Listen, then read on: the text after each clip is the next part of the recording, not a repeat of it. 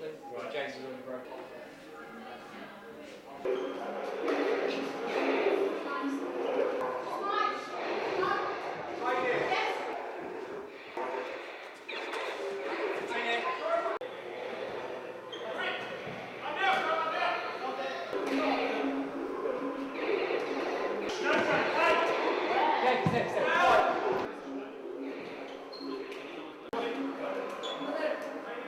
We're at international championship, I suppose you'd call it. There's teams from England, Ireland and the USA. We're here to not come in last place. This is actually a tournament weekend south of Dublin in Ireland. I'm actually here lending packs to a centre which has been established for about 5 or 6 years. I'm John Lynch, I'm the centre owner. Been playing since 1992. My packs have been built from a brand new point, so all the parts that are used on my packs are all new.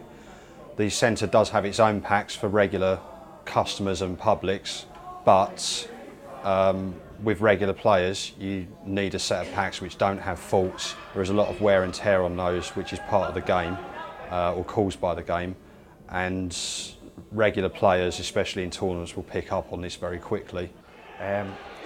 q-zar in Europe is played like a sport. We run, we're active. If I don't come out of a game of q-zar dripping with sweat and smelling awful, well then as far as I'm concerned it hasn't been a good game. I'm good at football or stuff like that. I come into this team game that I seem to be good at, and I was asked to play for the Bedford team. Went to tournaments and it was a sport that I was involved in when I hadn't been before. I've had a lot of people go, oh, I could beat you. To be honest, maybe they could, but they need to experience the people who've been playing for this long and how good they really are, how seriously people really take it. It is a sport. I think it just needs to be recognised as such rather than some silly thing for people to go and just run around chasing each other on birthdays. Most people's conceptions are that we just run around and roll around the ground, and it's nothing like people think it is. Well, the systems I normally play, like Laser Quest and Darklight, are relatively complicated to this in terms of explanation, but very simple when you're actually in the arena playing against other people. Whereas q-zar is very simple when you think about it, only 3 or 4 sensors, bases, and that's it, energizers too. But the way people play it is so much more in-depth and complicated than anything else I've played. I'd say it's hard for anyone to understand who hasn't seen a game of q-zar competitively. We don't kind of hide across the arena and just pop shots at each other or anything like that. It's not the way we play it. We basically, it's completed so much to the game that you've got to go in and experience. The best thing you can do, or say to someone, is come down and watch people play. They won't understand, but anyone will be happy to explain it to them. People typically conceive of our game as a lot different than what it really is. If you really want to get into it, the best thing you can do is just talk to somebody who has played the game before, and they can try to explain to you the fundamentals of what it actually is and how to actually play the game properly. q-zar is about skill, teamwork, tactics, and it's politics as well involved, like everything else in sports, You need to go out, you need to play everybody, you've got to get in there, you've got to go toe to toe with people and make it happen. You can't just avoid being shot. To quote Dan McKean, which would be the best American player ever, if you ask the Americans, q-zar is like a game of chess. You shouldn't have to move. It's not even uncommon for American games to end in 0-all draws, because they would stand in a corner and look at you and try to trick you into doing something silly that would get them one shot, and one shot can win you the game. For me, it's a sport. I breakdance, I played basketball, I played football, I played every black sport you can think of. But this sport is probably one of the most competitive sports I've ever played in my life. The competitive side is so much more than what you would see if you just walked into an arena and played a game. It's really hard to keep an eye on it. It's not like football, where you're just following a football around. There's say 5 of us in there, 5 against 5, so it's tough to watch. It'd be hard to record as a game of football. It's not really. I don't know if it's very watchable, very good for spectators. So I don't know how well it would do as a sport, but it's a fun game. It seems like a kid's game, and it seems stupid to be playing and stuff. But you actually really will enjoy it if you start playing, and it's so much fun, and you make so many friends, and it's actually a really good sport, and it should be like put out there for more people to come and start playing. Fit. I mean, it's great. I mean, it's somewhere to go where like you're going to be brought in. There's players there for years who are going to help you to get better. You know, they want you to form a team because they want you to compete. You know, we live miles and miles apart from each other. We all come together. You know, we've been friends. We go away. You know, even on q-zar trips, we go away together. A lot of the guys that come to play here would be your very atypical sci-fi nerd loner. With very few friends. I mean, there's a couple of guys outside that would literally tell you that before they played q-zar, they sat in their room and were on the internet and played Xbox, and that was their existence. So q-zar has brought them into an area now where they're sociable.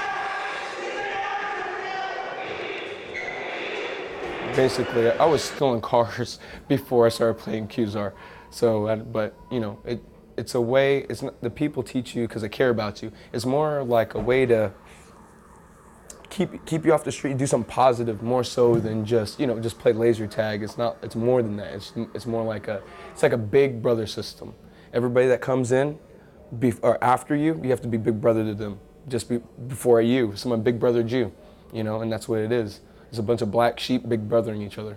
Yeah, it's kind of like not like a youth club kind of thing, but it's good to like be with older people, because like I'm only young still and I've matured a lot just being around older people.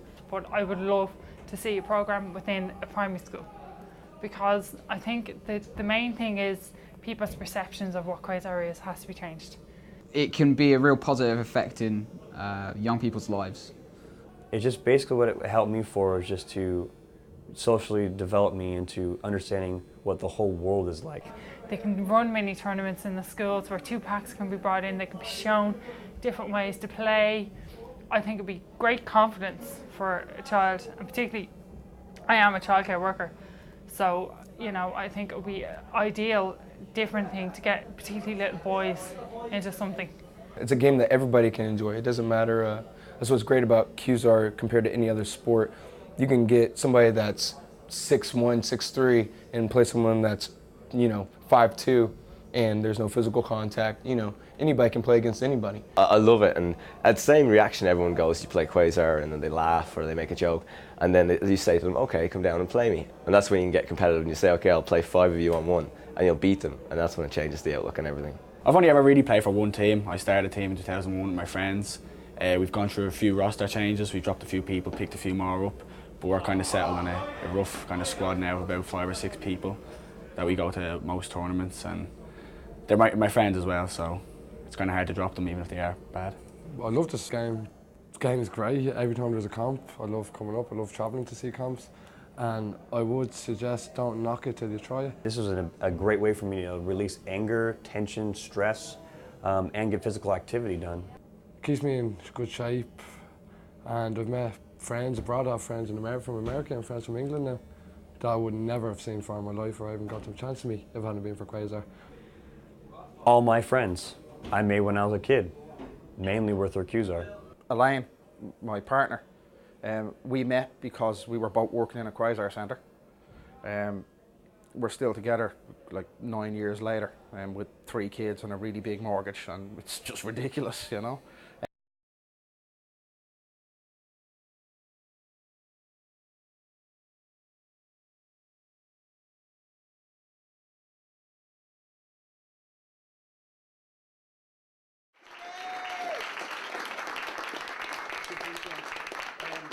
And we just can't afford to give them any money for it. If you want to own a business to make money, open a sweet shop on the corner.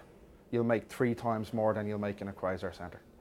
But it's very difficult to have a passion about selling Mars bars. Everybody should go down to a local q-zar, try it out. Ask the people who work there. Generally that's where people start out, forming teams or whatever. And just talk to them. You'll enjoy it. I guarantee you'll enjoy it. It's not that I didn't need the money, but I would rather do something that I love doing than doing something that I'm not mad on doing, but it earns me loads of money. That's just, life's too short. And I just love doing it. I'll keep doing it until I stop. It's very easy to have a passion about something like this. And even when it's not regulars, when it's not tournaments and leagues and things like that, it's rewarding to see birthday parties coming in, having a good time, doing what they want to do, and enjoying themselves. There's not one person in the world that could stand there and tell you that they hate to see a kid having fun. A really great sport. You meet a lot of friends. It can be considered a sport if you take it seriously enough to want to work at it and want to get better. And it's a really good fun, great way to meet people. So q-zar has been a good effect on my life so far.